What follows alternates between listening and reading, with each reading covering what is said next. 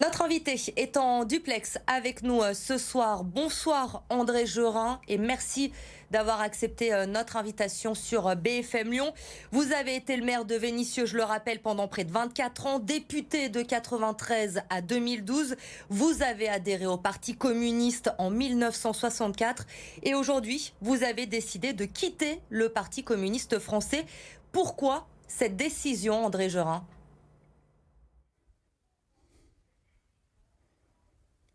Ce qui a fait déborder le vase, c'est cet accord de dupes avec le timonier Mélenchon, qui a marginalisé pour une part la représentation du Parti communiste dans les circonscriptions, et en particulier a fait en sorte que la légitime maire de Vénissieux, Michèle Picard, ne soit plus candidate à ces élections. Ça, c'est un élément de l'eau qui a fait déborder le vase. Mais au-delà de la question d'actualité, ce qui est très, très important pour moi, c'est ce qui arrive à la gauche en général et au pays en particulier, au Parti communiste, c'est qu'on se retrouve, et ça c'est une question qui me taraude maintenant depuis plus de 20 ans, un Front National qui a fait 13 millions de voix au deuxième tour des élections présidentielles, et je vois une gauche et un parti communiste qui n'est pas du tout branché sur les préoccupations des gens, des petites gens, des familles populaires en matière de sécurité, en matière d'immigration de masse et sur les sujets qui sont tout à fait essentiels comme la question de l'islam et de l'islamisme. On laisse ce terrain, je dirais, vierge au Front National et le Front National en fait son jackpot et nous payons cash cette réalité. Est-ce que vous avez une explication, André Gerin, sur cette problématique que vous soulevez ce soir ? Pourquoi les communistes ont abandonné, selon vous, ces thématiques si importantes ? Écoutez, je pense qu'on a décroché depuis pas mal d'années. Je remonterai presque aux années 70 vis-à-vis des classes populaires. Petit à petit, on s'est mis dans les institutions et avoir une sorte de politique technicienne. Et je pense que nous payons cette réalité aujourd'hui de manière catastrophique. Ce qui s'est amplifié de manière tout à fait évidente avec la politique de Robert Rue, de Marie-Georges Buffet et après Pierre Laurent. Et aujourd'hui, on est dans une situation politique critique, avec un niveau critique pour le Parti communiste, mais même la question du Parti socialiste, elle est posée du point de vue de l'avenir de la France. Et moi, le cri d'alarme que je veux lancer, c'est que je veux continuer de toute façon mon combat communiste, que ça soit au Parti communiste ou pas au Parti communiste, mais je suis sûr d'une chose, on ne s'en sortira pas si on ne va pas à la reconquête des classes populaires aujourd'hui, qui en ont marre, qui ont peur, qui sont en colère, et qu'on doit entendre cette colère et cette peur, et surtout comprendre leur motivation pour voter Marine Le Pen en particulier. Comme dit un député du Nord, qui est de la France Insoumise, nous avons beaucoup de gens qui sont fâchés, mais qui ne sont pas forcément des fachos. André Gerin, on comprend que la problématique est large. J'aimerais qu'on reste un instant sur l'actualité tout de même et cette union de la gauche dont vous avez parlé, vous vous y êtes opposé. Est-ce que vous avez le sentiment que le Parti communiste français aujourd'hui s'est finalement soumis à Jean-Luc Mélenchon dans cette nouvelle union populaire, écologique et sociale ? C'est forcément pour moi un accord électoraliste, ça c'est évident.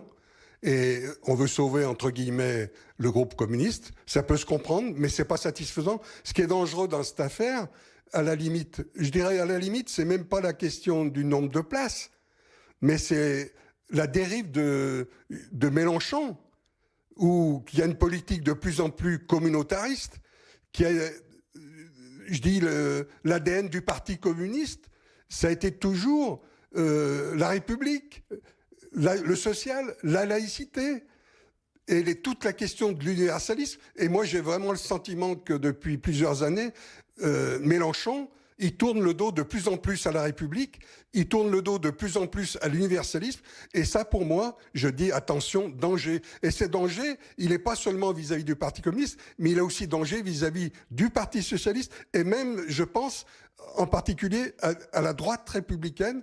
Et moi, je ne suis pas pour aller dans une orientation gauchisante d'une politique de gauche. Pour moi, ça ne concerne pas le Parti communiste. En tous les cas, ce que j'en pense personnellement. Après, les dirigeants, ils feront ce qu'ils voudront. Mais en tous les cas, moi, je ne peux pas rester dans une option qui va au contraire de l'idée que je me fais de la chose et même de l'idée que je me suis fait en militant, en ayant beaucoup appris, beaucoup compris avec le Parti communiste depuis pas mal d'années.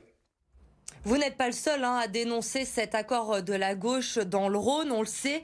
Il va y avoir plusieurs candidats dissidents aux élections législatives face aux candidats choisis par la nouvelle Union populaire écologique et sociale.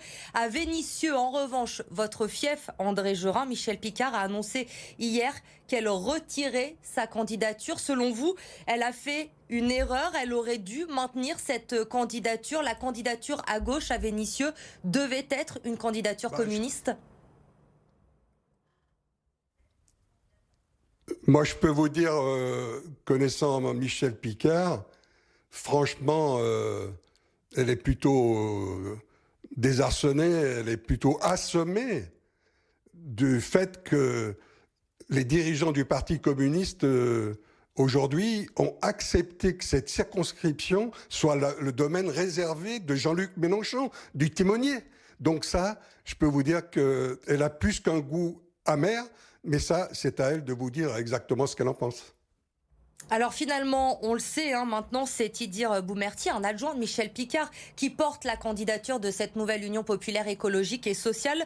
Selon vous, ce candidat peut faire basculer de nouveau cette 14e circonscription à gauche. Il peut la renverser lors de ces élections?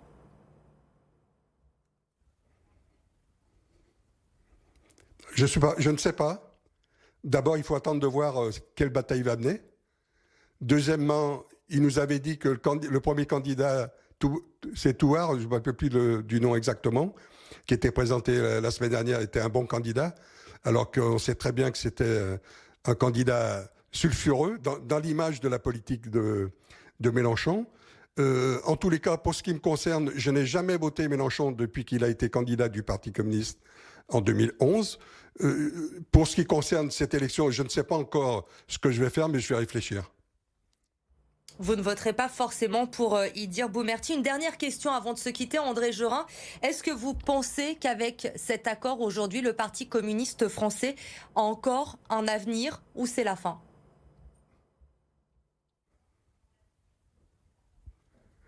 Je pense que c'est la fin d'une histoire, de mon point de vue. Je ne vois pas d'horizon à moyen terme pour le Parti communiste français.